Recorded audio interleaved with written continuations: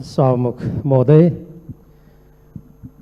कामहरू सेतो सफा कागजमा कतै कालो दाग देखियो भने त्यो सानै भए पनि टाढैबाट देखिन्छ र त्यसले कहिलेकाहीँ कागजको उपयोगितालाई पनि समाप्त गरिदिन्छ।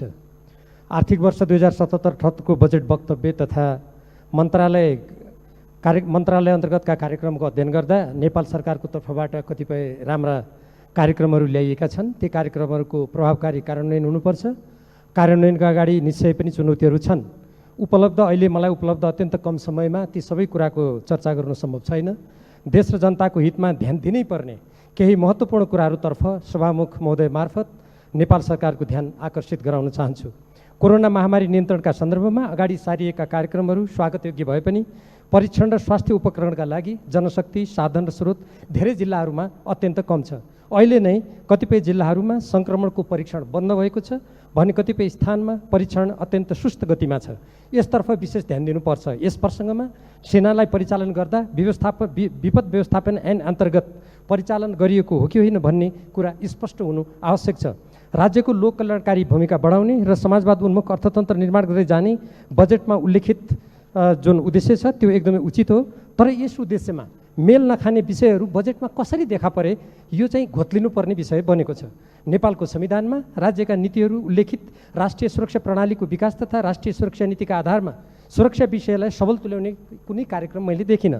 सीमा प्रशासन कार्यालय अन्तर्गत नागरिकता र राहदानी वितरण कार्यक्रमका लागि भनेर जम्मा 2,62,00,000 मात्र छुट्याइएको छ। नेपालको लिम्पियाधुरा, लिपुलेक, कालापानी, सुस्ता लगायतका भारतबाट अतिक्रमित भूभागमा सडक लगायतका पूर्वाधार निर्माण र स्थानीय जनताका लागि सेवा सुविधाको कार्यक्रम बजेटमा नआउनु यसलाई विडम्बना नै मान्नुपर्छ।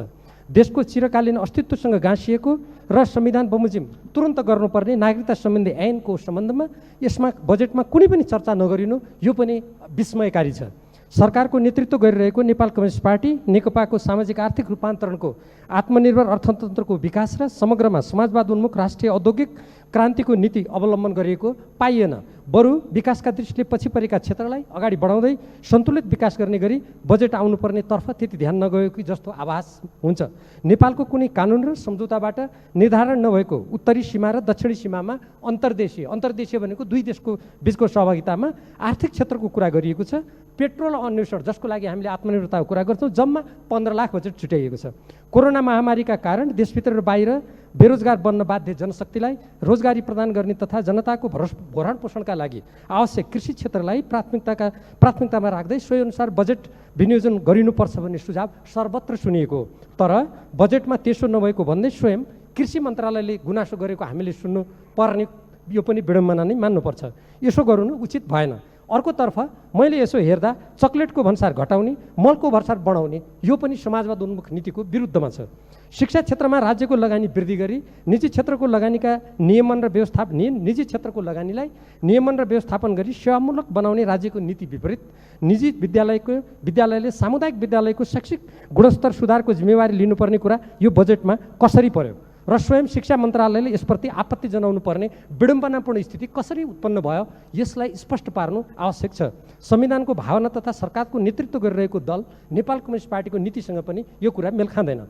आगामी 3 वर्षमा काठमाडौँ उपत्यकाभित्र विद्युतीय सवारी साधन मात्र उपयोग गर्ने कार्ययोजना बनाई लागू गरिनेछ भन्ने सत्ताधारी दल नेपाल कम्युनिस्ट पार्टीको निर्वाचनको घोषणापत्रमा स्पष्ट रूपमा उल्लेख छ। तर त्यसको विरुद्ध विद्युतीय गाडी आयात गर्ने कुरालाई निरुत्साहित किन गरियो यसलाई पनि नेपाली जनताले बुझ्न चाहेका छन्। विदेशी सहायतामाथिको निर्भरता क्रमशः हटाउँदै लगिने र विदेशी सहायता नचाहिने गरी अर्थतन्त्रको विकास गरिने घोषणापत्रको नीति अवलम्बन गरेको मैले चाहिँ राम्ररी हेर्दा त्यति भेटिनँ। उल्टै नेपालको राष्ट्रिय हित, स्वाधीनता र अस्मितामा आँच पुर्याउन सक्ने भनी व्यापक रूपमा जनताबाट, राजनीतिक दलका विभिन्न मानिसहरूबाट र बुद्धिजीवीबाट आलोचित मिलेनियम च्यालेन्ज कर्पोरेसनसँगको सम्झौता यस गरिमामय संसदबाट अनुमोदन नहुँदै त्यस अन्तर्गतका आयोजनालाई बजेटमा समावेश गर्ने जस्तो गैर जिम्मेवार कार्य गरिएको छ। यो अत्यन्त अनुचित छ। समाजवादप्रति प्रतिबद्ध रहने नेपालको संविधानको मार्ग निर्देशन अनुरूप हुनुपर्नेमा नव उदारवादी बाटो समात्न खोजेको हो कि भन्ने यसबाट आभास हुन्छ। नेपालको संविधानको धारा 279 अनुसार सुरक्षा एवं सामरिक सम्बन्ध, नेपाल राज्यको सिमाना र प्राकृतिक स्रोत तथा त्यसको उपयोगको बाँडफाँड सम्बन्धी सन्धि सम्झौताको अनुमोदन, सम्मिलन, स्वीकृति वा समर्थन सङ्घीय संसदका दुवै सदनको 2/3 बहुमतले हुनुपर्ने व्यवस्था छ। यो व्यवस्थालाई अहिले जति पनि यो सायद लगानी बोर्ड होस् जो प्रधानमन्त्री कार्यालयसँग सम्बन्धित छ, चाहे अरू नेपाल सरकारका निकायहरू हुन्, ती निकायहरूले गम्भीर रूपमा त्यसलाई ध्यान दिएर तदनुकूल जानुपर्नेमा मलाई आजकल के लाग्छ भने नेपालको संविधानको यो धारा एकदम ओझेलमा परेको छ र यसप्रति कुनै ध्यान नदिएको जस्तो लाग्छ। अब यसै प्रसङ्गमा मैले यो लगानी बोर्डकै प्रसङ्गमा एउटा कुरा राख्न चाहन्छु सभामुख महोदय। माथिल्लो कर्णाली आयोजना सम्बन्धी सम्झौता अनुरूप जिएमआर कम्पनीले 2 पटक म्याद थप्दा पनि वित्तीय व्यवस्थापन गर्न सकेको छैन। एक पटक त त्यो जुन सम्झौता हो त्यो सम्झौताको धारा विपरीत, अब म कुन व्यक्तिको नेतृत्वमा सरकार थियो म त्यतातिर जान चाहन्न, त्यसको म्याद बढाइसकेको छ तैपनि त्यो वित्तीय व्यवस्थापन गर्न सकेको छैन। यसबाट स्वत त्यो सम्झौता रद्द हुनु पर्थ्यो। तर त्यो नगर्दाखेरि मलाई अहिले चिन्ता के लागेको छ भने म सभामुख महोदय मार्फत नेपाल सरकारका सम्बन्धित निकायहरू र स्वयं सम्माननीय प्रधानमन्त्रीको ध्यान आकर्षित गराउन चाहन्छु। दोस्रो पटक म्याद थप्नु त सम्झौता विपरीत हुँदै हो, त्यो सम्झौता पहिले नै खारिज भएको छैन। लगानी बोर्ड सम्बन्धी कार्यमा पनि कतै उल्लेख छैन। अब कतै यो कोरोनाको जुन बन्देजको अवस्था छ, यो बन्देजको अवस्थामा कतै फेरि त्यो जिएमआर कम्पनीले उल्टै नेपाल सरकारसँग क्षतिपूर्ति माग्ने अवस्था त सिर्जना हुने होइन।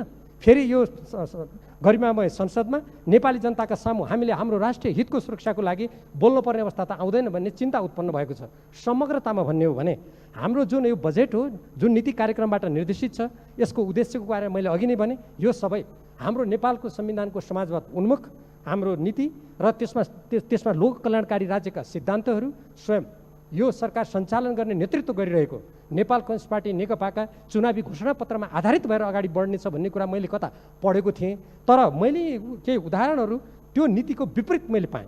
त्यसकारण अब बजेटको कार्यान्वयन गर्दाखेरि हाम्रो त्यो घोषित नीतिसँग मेल नखाने, हाम्रो राष्ट्रियता, स्वाधीनता, सार्वभौमसत्ता, अखण्डता, स्वाभिमान, देशको समृद्धि, आत्मनिर्भर अर्थतन्त्रसँग मेल नखाने कुराहरूलाई कार्यान्वयन गर्दाखेरि निसन्देह नै सरकारले ध्यान दिनेछ भन्ने मैले अपेक्षा गरेको छु। धन्यवाद।